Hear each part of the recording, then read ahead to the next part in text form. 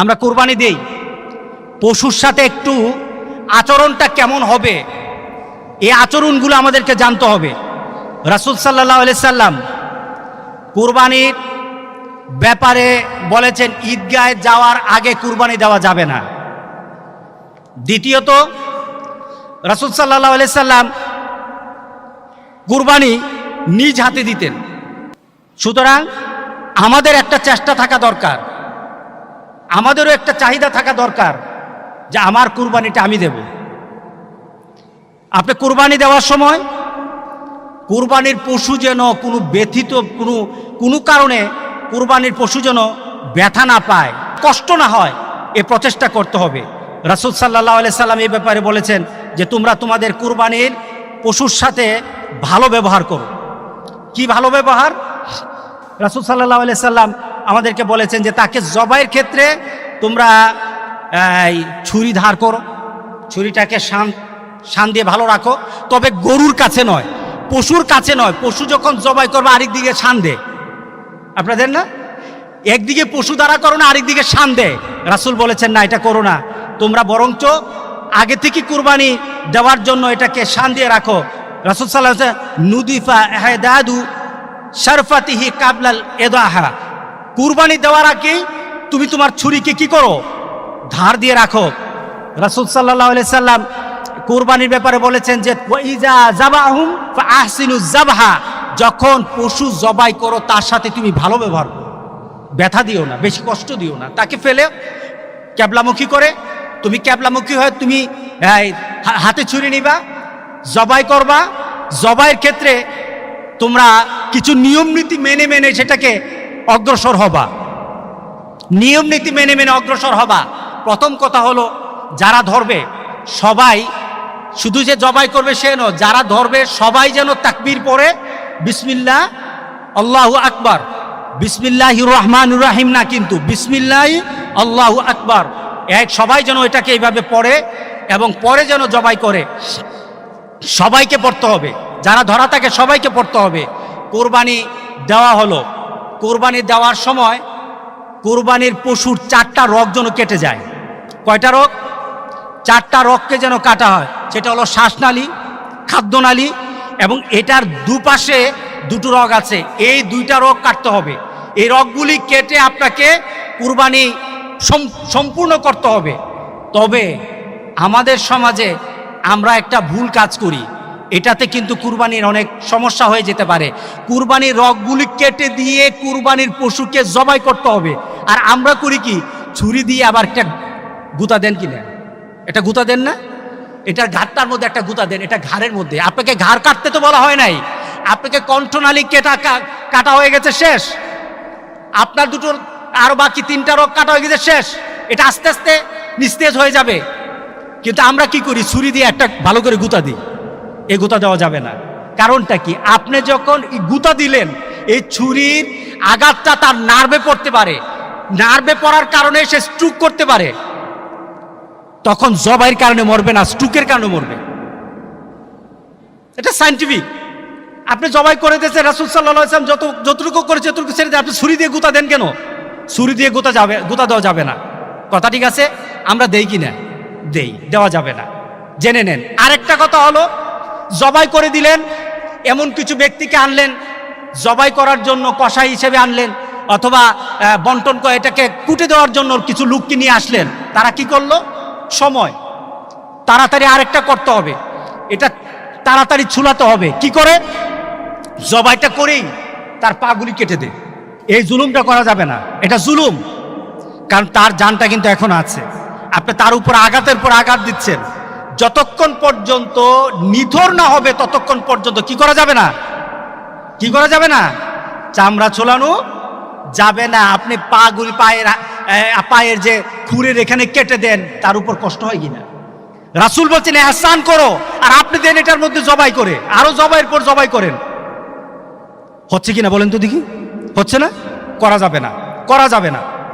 এরপরে দোয়া করবেন। কার নাম দিয়ে করেছেন, কাদের জন্য, কাদের পক্ষ থেকে করেছেন, এটা বলতে হবে, এটা বলবেন। এটা সুন্নাহ, রাসূল সাল্লাল্লাহু আলাইহি সাল্লাম করেছেন। রাসূল সাল্লাল্লাহু আলাইহি সাল্লাম কোরবানি করতে গিয়ে বলেছেন এটা আমার তরফ থেকে, আমার পরিবারের পক্ষ থেকে, আমার উম্মতের পক্ষ থেকে।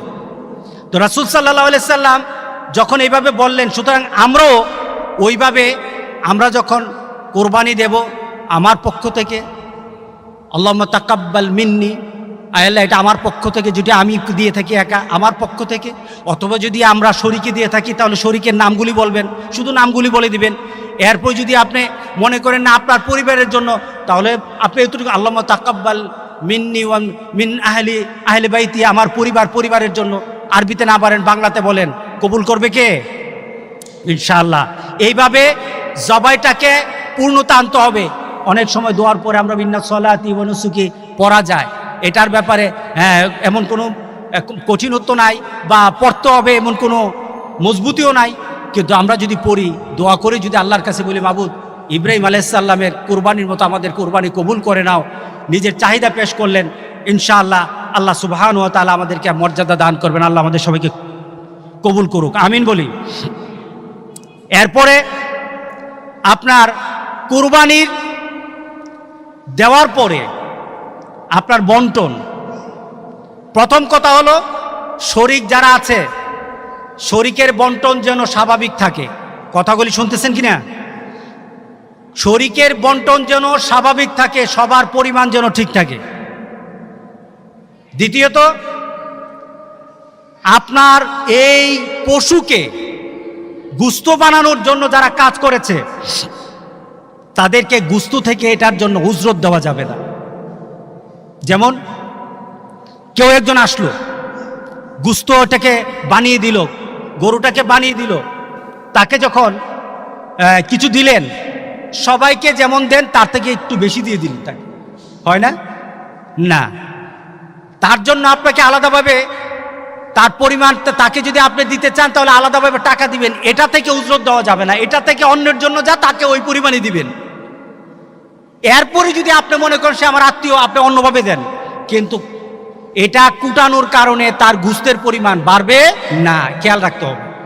এটা থেকে উজরত দেওয়া যাবে না, উজরত আপনাকে দিতে হবে আলাদাভাবে টাকা। আমরা দেই কি না?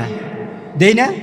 সে কুরবানি আমাকে গত বছর চিরাং থেকে একজন ব্যবসায়িক ফোন দিয়ে বলল, হুজুর আপনি যে বললেন দেওয়া যাবে না, আমার আলোচনা শোনার পর বলল, হুজুর আপনি যে বললেন, তো এখন কি করি, আমার ড্রাইভার সবাই থাকে, তাদেরকে একটু বেশি না দিলে হয় না? আমি কি, না বেশি দেওয়া যাবে না, তাদেরকে বলেন তোমাদেরকে আমি গুস্তের পরিমাণ ঠিক রাখবো, কিন্তু অতিরিক্ত টাকা দিয়ে দেব, তাদেরকে বলে রাজি করতে হবে। আর পরিমাণ সবার জন্য এক থাকতে হবে, দানের ক্ষেত্রে সবার জন্য এক রাখতে হবে। এই হলো একটা কথা। এরপরে আপনি কোরবানির গোশতকে আপনি বন্টন করতে পারেন। বন্টন করবেন কিভাবে? নিজের জন্য রাখেন, আত্মীয় স্বজনকে দেন, গরিব যারা আছে যারা কোরবানি দিতে পারে না তাদের মধ্যে বিলিয়ে দেন। তাদের মধ্যে কিভাবে বিলাবেন? বর্তমানে আমি তো মনে করি কোরবানির সিজনে, এই কোরবানির সিজনে কেউ ফ্রিজ মোমেনরা কিনবে না। কোরবানির সিজনে মোমেনরা ফ্রিজ কিনবে না, বরঞ্চ আমি মনে করি কোরবানির এই সিজনে মোমেনরা চিন্তা করবে আমার ঘরে পরিমাণ মতো আগের মতো স্বাভাবিকভাবে যতটুকু গুস্ত থেকে তার বাইরে আমি গুস্ত রাখবো না, কারণ বর্তমানে আমার দেওয়ার ক্ষমতা আছে, অনেকের দেওয়ার ক্ষমতা হয় নাই। ঠিক না? বিলিয়ে দেওয়া দরকার, বিলিয়ে দেওয়া দরকার। আপনার কোরবানিকে আল্লাহর দরবারে গ্রহণীয়তার জন্য এটা অত্যন্ত একটা বিরাট সুযোগ। এই সুযোগকে কাজে লাগাই, এই সুযোগকে কাজে লাগিয়ে চলুন। আমরা আমাদের পাড়া প্রতিবেশী গ্রামবাসী এলাকার কাদের বাড়িতে কোরবানির গোশত যায় নাই, কোরবানির গোশত হয় নাই, সে তার কষ্টটা আপনি বুঝবেন না, যারা দেই আমরা বুঝবো না তার কতটুকু ব্যথা, তার মনের মধ্যে কতটুকু কষ্ট আমি দিতে পারি নাই। আমরা তাদের সাথী হব ইনশাআল্লাহ। আমরা যারা কোরবানি দিই আমরা তাদের সাথী হব ইনশাআল্লাহ। বলি ইনশাআল্লাহ, বলি ইনশাআল্লাহ আমরা তাদের সাথী হব।